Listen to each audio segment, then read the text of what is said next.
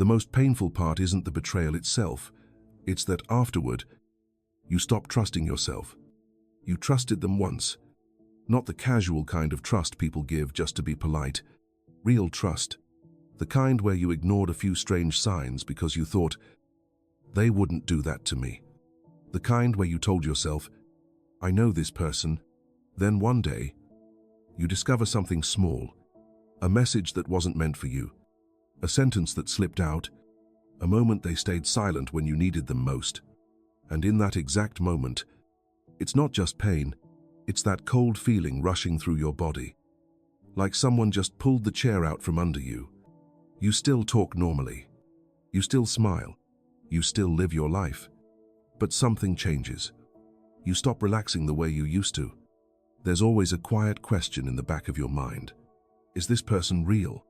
Can I actually trust them? And then the worst part begins. You turn on yourself. How was I so easy to fool? How did I choose so badly? Listen to me.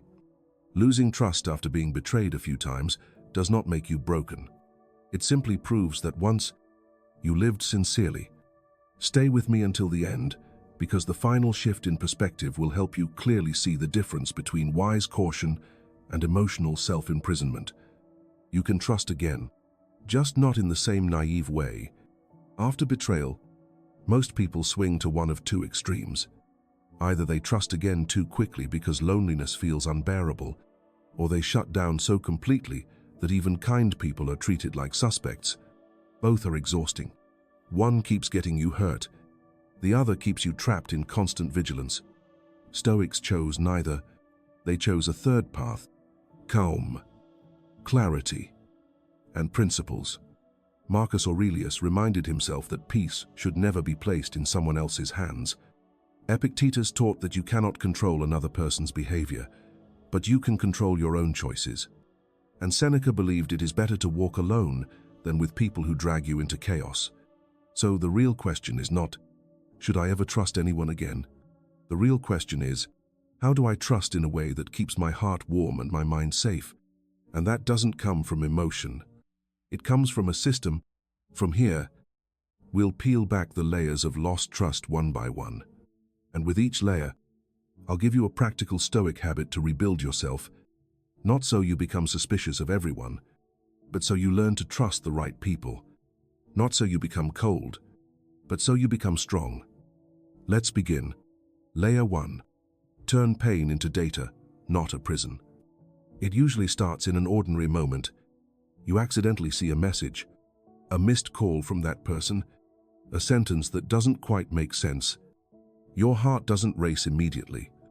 It just pauses, like something inside you quietly fell. You reassure yourself, I'm probably overthinking. Then you ask gently. They answer vaguely, and you reassure yourself again. Forget it. But what drains you isn't only what happened.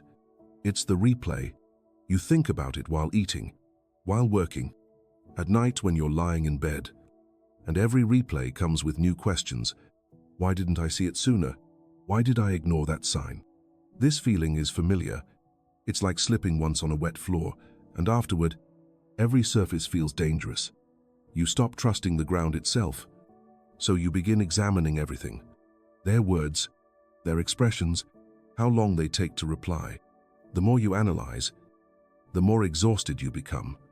The more exhausted you become, the easier it is to imagine things. And eventually, you become trapped inside a room made of your own suspicion. Stoicism does not tell you to just forget it.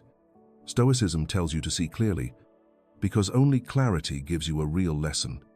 Here's Stoic habit unu. Write the event down without emotional exaggeration. Just 5 lines. What happened? What was I expecting? What signs did I ignore? What did I learn? What will I do differently next time? Then close the notebook. No replaying it for the 20th time in your head. It sounds simple, but it does something powerful. It turns pain into data. And when you have data, you regain control. Layer 2. Trust is not a feeling, it's an agreement built over time. After betrayal, this scene becomes familiar. You meet someone new. They seem kind. They speak respectfully. They show up at the right moments.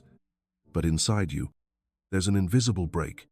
You don't want to doubt them, but you also can't relax the way you used to. And then you start thinking, have I become cold? No, you're standing between two fears. Fear of trusting the wrong person again, and fear of never trusting anyone ever again.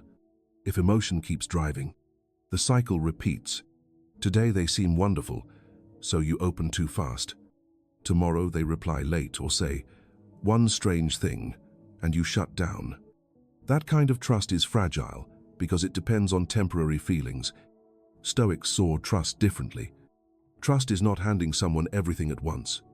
Trust is an agreement, and agreements require time and evidence. You do not need to jump from 0 to 100. You are allowed to build trust in levels. Stoic habit doi. Trust by stages. At first, be respectful, be kind, but keep healthy boundaries. Then share small things and observe. Do they respect your openness? Do their words match their actions? Then watch how they handle responsibility. A small promise, a small task, a simple commitment. Big trust should only come after small evidence repeated consistently over time. This frees you from forcing trust or forcing suspicion. You don't rush before you have enough information, but you also don't hand your keys to someone who hasn't proven they can be trusted. You remain warm, just wiser, and that isn't coldness. That's maturity. Layer 3. Trust your standards.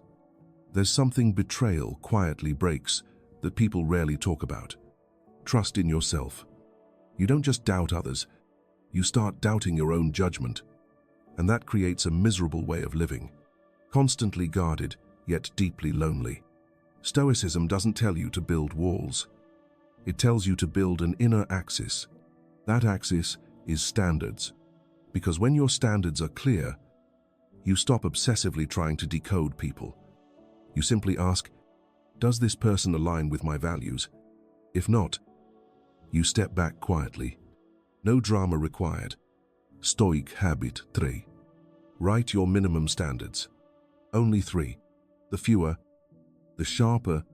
Examples: honesty, respect, responsibility. Then write 3 warning signs you will no longer ignore. Saying one thing and doing another. Avoiding responsibility, making you shrink yourself just to be accepted. Important, you are not using standards to control others. You are using them to protect yourself. When your standards are clear, trust becomes easier again.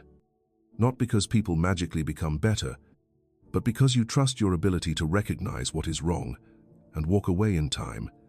At that point, trust no longer depends on others. It depends on your stability. Layer 4. Forgiveness is not going back, it's cutting the rope. A friend of mine once experienced something strange. Everything with their ex was long over. No contact, no relationship. Done. But one day, they accidentally saw an old photo. Just one photo. And suddenly, their chest dropped. Not because they still loved that person, but because their brain instantly dragged them back to that exact emotional wound. Being dismissed, being deceived, being abandoned at the moment they trusted most. The worst part, nothing happened in real life. It happened entirely inside their mind, and it made them realize they weren't healed. They just hadn't been triggered yet. Many people think peace requires an apology, closure, a final explanation, a neat ending. Stoicism disagrees. Marcus Aurelius reminded himself not to let other people's actions steal his inner calm. Yes, they may have done wrong, but you do not have to carry that wrong forever. Stoic habit 4. Cut the mental rope. Quietly, write one sentence. I have learned this lesson. Then write, I do not hate anyone. I simply choose the right distance. That's it. You're not erasing the past. You're removing its authority over your present. Forgiveness, in this sense, is not reconciliation. It is self-liberation. And only when you are free from old pain do you create space for healthy trust again. So what does your loss of trust actually mean? It does not mean you are weak. It means you once loved sincerely. It means you once offered genuine kindness. And yes, you paid for it. But here is the important shift. Do not turn your wound into a wall. Turn it into a filter. And here's the final truth many people need to hear. The right person will not pressure you into trusting them with words. The right person will let time prove them through actions. They won't force you to open immediately. They'll respect your pace. They won't leave you guessing. They'll make you feel safe. If you want to trust again without becoming naive, try one final Stoic habit. Every night, write one sentence. What did I see today that proves kindness still exists? Just one line. That tiny practice reminds your mind, life is not only betrayal, and you do not need to live in permanent defense mode. If this message spoke to you, do 3 things right now. First, subscribe, so we can keep rebuilding your inner strength together through Stoic habits. Second, leave a like, so someone else struggling with lost trust can find this message too. Third, come on. I trust with principles, so I know you stayed until the end. And before you leave, choose the next video on your screen. One more lesson to help you feel stronger, lighter, and a little brighter.